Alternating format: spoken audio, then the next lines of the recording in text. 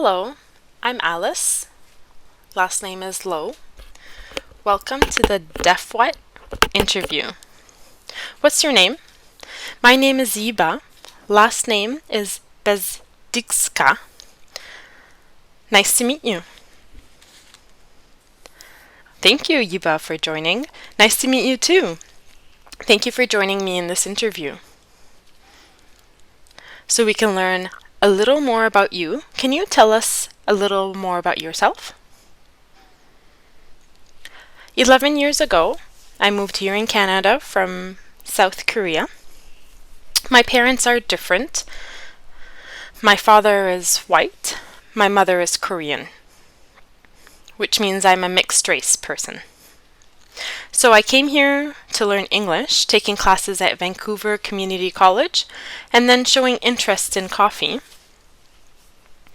and specializing in that, which actually started 7 years ago. 7 years of experience to this day. Wow, that's good. What inspired you to become a coffee barista?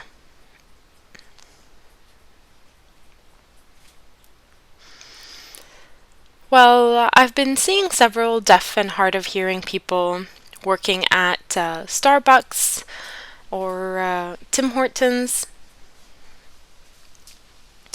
After observing them at their jobs, I learned about coffee specialty, which includes pour-overs, tasting, cupping.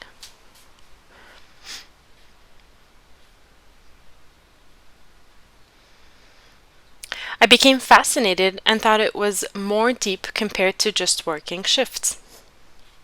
So I became really interested, inspired after learning about different unique tastes like nuts, fruits, and way more.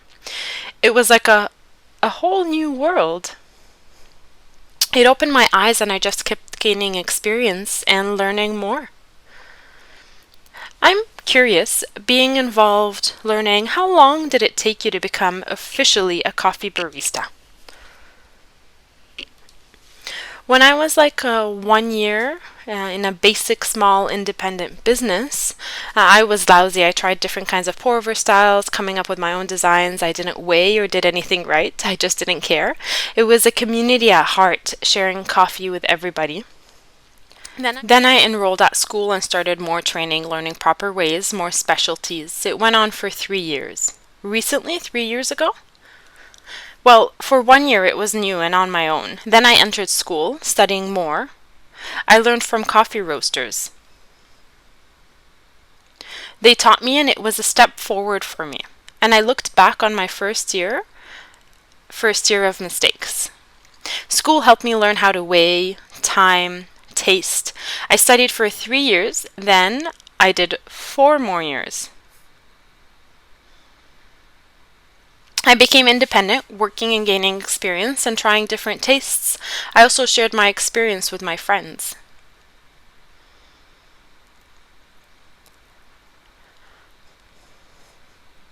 Wow, that is nice. Very cool. It must be a really wonderful experience to learn from your mentor, which helped you learn more, which must be a huge benefit, right? Right, yes. There is no education here. Oh, I had to learn by myself from YouTube, from books, from meeting people and discussing and asking them questions. I rolled up my sleeves and overcame the barriers and walked wherever I could. That's good that you were assertive, working to make your dream come true, right? Yeah, yes. Good, good. It was a big challenge. Oh, was it really a challenge? Yes. Because of what? Why was it a challenge? Well, it's a hearing majority world. I was the only deaf person there. There weren't any other deaf people. Most of the deaf people who specialized in coffee were in South Korea, Japan, China. There were many of them in America too. There were many of them, but here in Canada there weren't any, so it was really hard for me. I had to communicate through paper and pen, writing back and forth, watch YouTube, and asking them lots of questions. It was a lot. So you communicated with hearing people through paper and pen? Is that right? That's correct. There were no interpreters? Nope, no interpreters. Wow, hats off to you for your bravery and assertiveness. Yes, it was crazy. Wow.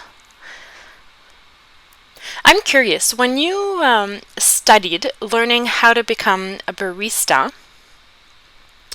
I was wondering if the pandemic, which happened 2 years ago, impacted your work? Right. I knew how working at coffee shops meant meeting in person, seeing customers face to face. When the pandemic started, it meant masks on, which was challenging. I could not lip read. It was hard, and I couldn't write back and forth with paper and pen because of the hand sanitizer always caused a mess. It was really a challenge. Because of coronavirus, my employer had to put me on hold. Hearing workers could still go to work, but because it was still easy for them, I had to stay at home most of the time. Then a year ago, I came back to working full time. I was so happy to go out. Wow, good. Good. That must be really difficult. How to communicate wearing masks you can't lip read. That happened to many people too, but especially the deaf and hard of hearing community. Right, right. I'm curious, when you work as a barista, what's your favorite thing to do? My favorite thing is communicating with customers. I like to teach them sign language, and whenever I have time, learning about them, their personal stories. It's mostly writing back and forth.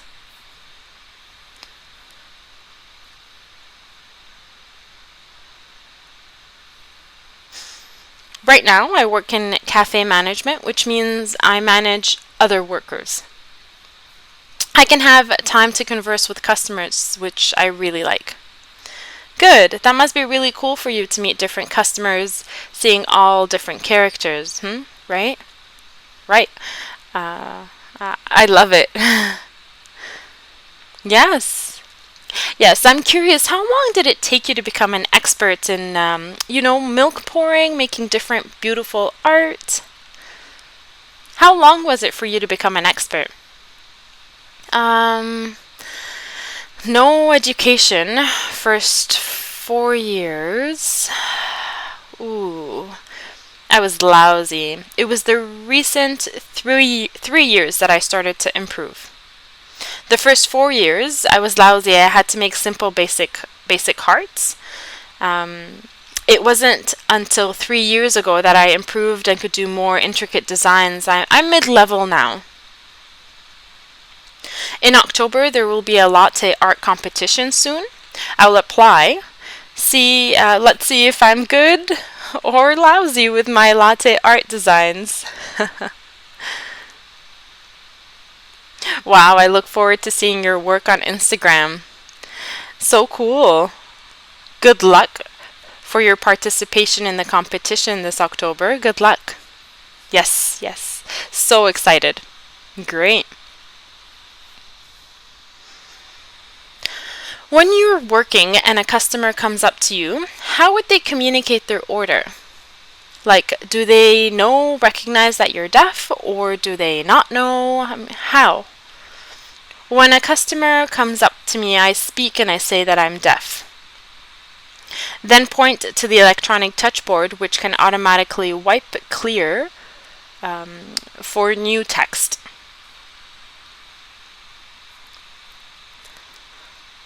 And ask them to please write down what they want to say. As they write down their order, I type down their order on the computer. However, if they are a frequent customer, I will know them and their order, and there's no need. It works either way. Wow. Like you mentioned, if you know that person who is a frequent customer, you already know their drink because they ask for it every time. So cool. Right. You must have so many customers' drinks memorized. Wow. Yes, because of their faces, when we have masks on, it was really a challenge figuring who they are. Please pull down your mask so I can know who you are. Oh, wow, that's wonderful. I'm curious, do you have any tips or advice for those, especially deaf or and hard of hearing, who are interested in learning how to become coffee baristas? What are your tips? Right. What is important is first knowing coffee flavors, then working with espresso.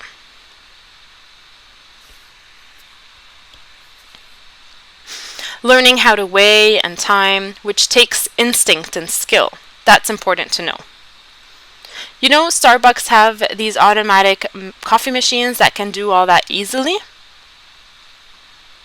But local coffee stores are more specialized. We have to watch our coffee carefully, weighing and timing correctly. For example, you weigh 18 grams in the coffee profiler and press it properly.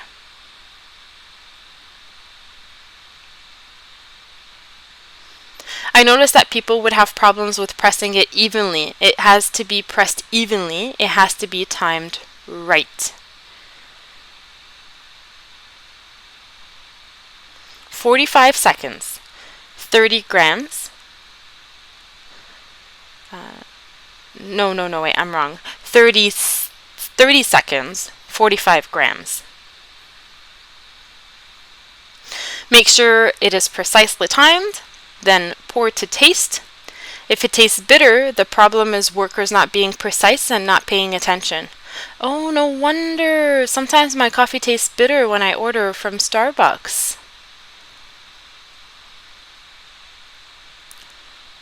Honestly, I'm not fond of Starbucks because of their bitter coffees, but I only went there because there wasn't another option at that time. I had no choice, I needed coffee. Now you've explained the technique, I understand. Interesting. Yes. To get the best time takes memory and instinct. It's easy to memorize. 1 to 8 to 30 seconds. So 45 grams. Yeah, that's it. Easy to learn. Playing around with the formula, coffee will taste bad. It's important with this coffee container, for example, to read on coffee bags for instructions. What kind of notes? Which are flavors?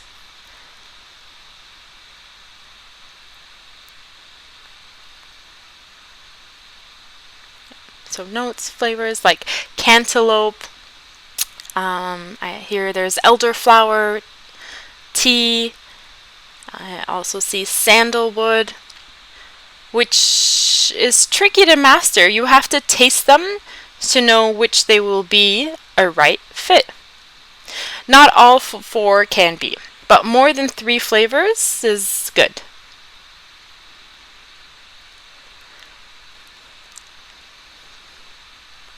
Less it won't taste good. One should go home and try all the tastes and study them all so you can know what you like and what you don't like. Wow, you do have an elevated taste. You're able to identify different kinds of tastes in coffee. Wow. I believe that deaf people have good taste than hearing people. Wow, that's interesting. That's good to know. I'm curious, how can we make good coffee at our own homes?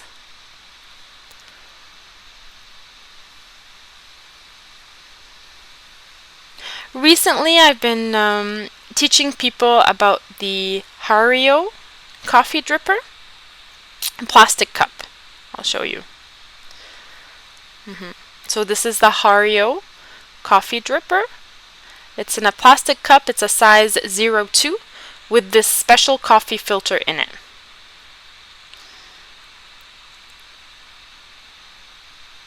It's good for beginners. You need a pour-over kettle like this. Normal kettles won't work. The hot water from the pour-over kettle go into the canister attached underneath the Hario, making it bloom. Okay. Sorry, let me go back. First, pour the water into the Hario. Get the filter wet. Remove the canister underneath the Hario and throw away the water. Then, You reattach. Pour 20 grams of coffee into the filter. Having a weight scale is ideal, but if you don't have it, measuring cups can be used instead. The kettle is 320 grams of hot water, but pour only 50 grams first. Let it boil. The water will run through down the filter and into the canister. Do it 2 more times, 150 grams. Let coffee soak through. Then you're done. Is that good for one person or two? Can be for one or two. Wow, that's cool. That method of making coffee is called pour over. Is that correct? That's right. It's called pour over. What are your future goals as a deaf coffee barista? What are your goals? What's your plan? I'm planning to set up in my workplace, hopefully with my employer's approval, classes to teach people.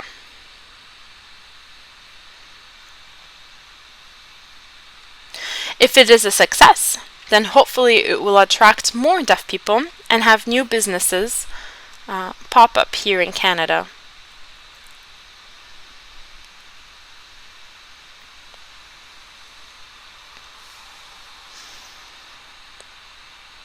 Creating an organization. In Korea, deaf baristas have their own organization and meet regularly and socialize. Oh, there are 30 or 40 baristas now. 30 to 40. Wow, really, in Korea? I'm impressed. I wish Canada was like that too. Yeah, that is why my goal is to have specialty coffee programs to encourage more jobs and careers to support deaf people. Wow, I'm really excited for your plan to happen in the future. I'm looking forward to it. I'm excited for you.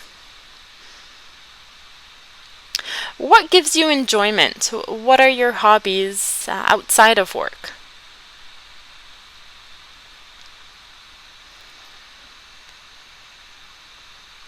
I enjoy I enjoy socializing with other baristas rather than staying home.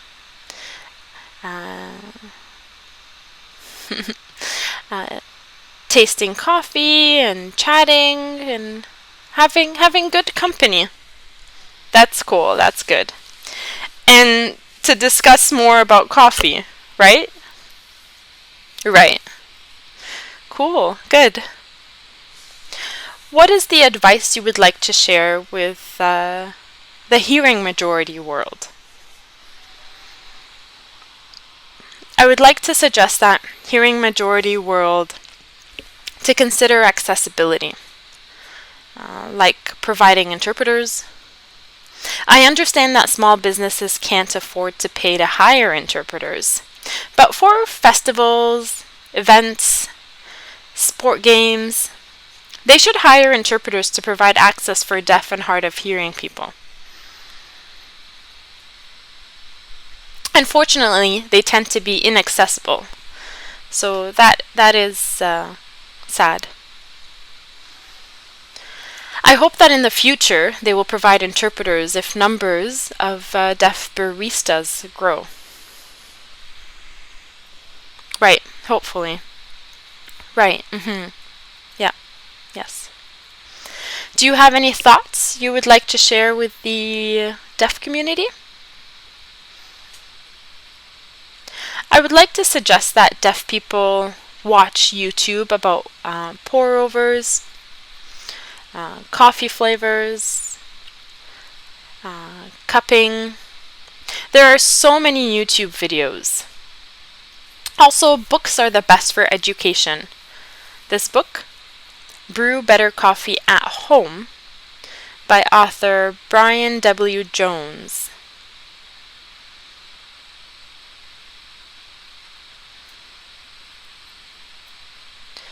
This is a really good, beneficial for education resource. I recommend that you read it.